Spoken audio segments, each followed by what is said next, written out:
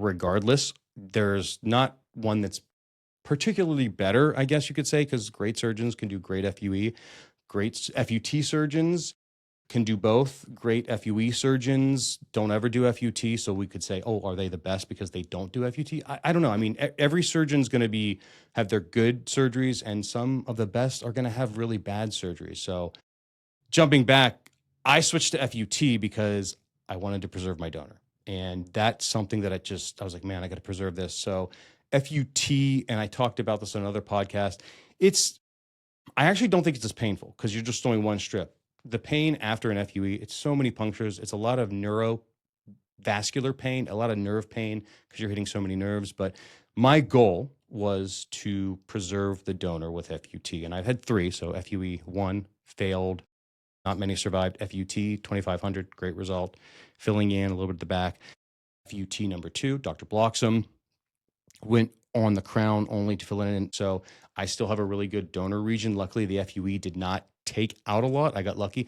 FUT scars, you can barely see it. Lowest I go is like a guard 3. You can't see it. I don't really like the fade. I'm not like a deep fader guy. I just like a more natural. I think the fade's dying. I talk about this at length. I think the fade is dying. It does. I like a little bit length. I like a little bit more natural look that doesn't look like you're more mature look, right? Yeah, like it's not. We're not teenagers anymore to just have this teenage, hairstyles essentially. Yeah, I mean, some guys can pull it off, and I mean, the fade works well.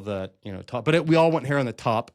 But the FUT surgeries were very successful, very high success rate.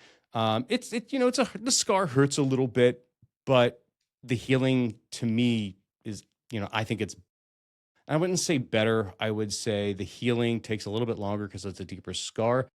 I'd like to just go with FUT combo, which Dr. Bloxham and I talked about. I think we're going to go for like maybe 1,500 in FUT, and then maybe FUE I can do 15 or 2,000, but not a lot. And, not a mega session, just what my body can tolerate and what will heal best, right?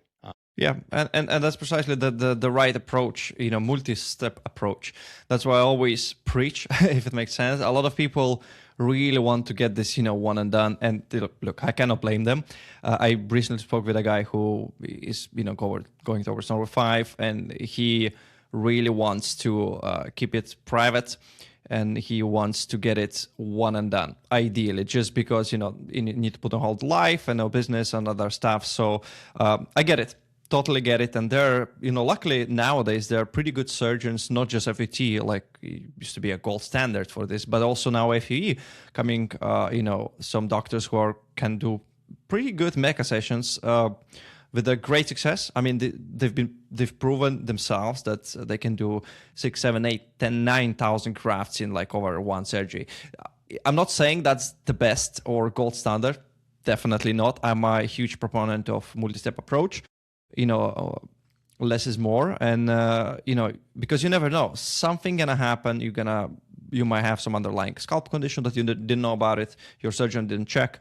Nothing grew, and then what? You've done 6,000, 7,000 grafts. FE all gone. You have no donor left to play with. That's it. Your next stop is the hair system at best. Yeah. Unfortunately. Yeah. So exactly that's why I really like smaller surgeries, 2,000, 3,000. It makes sense first surgery to do 3,000, 4,000 grafts. That's fine. As long as the doctor is great, they checked your scalp and everything checks out essentially, then that makes sense. But then afterwards, again, if everything grew, probably you can go on for another big session, but as big as probably like 3,000, 4,000, like you're planning right now. And it's sensible, especially when it comes to FE, because you don't want to over extract. You might create too much trauma and then shock loss and all this stuff, and better to take it easy.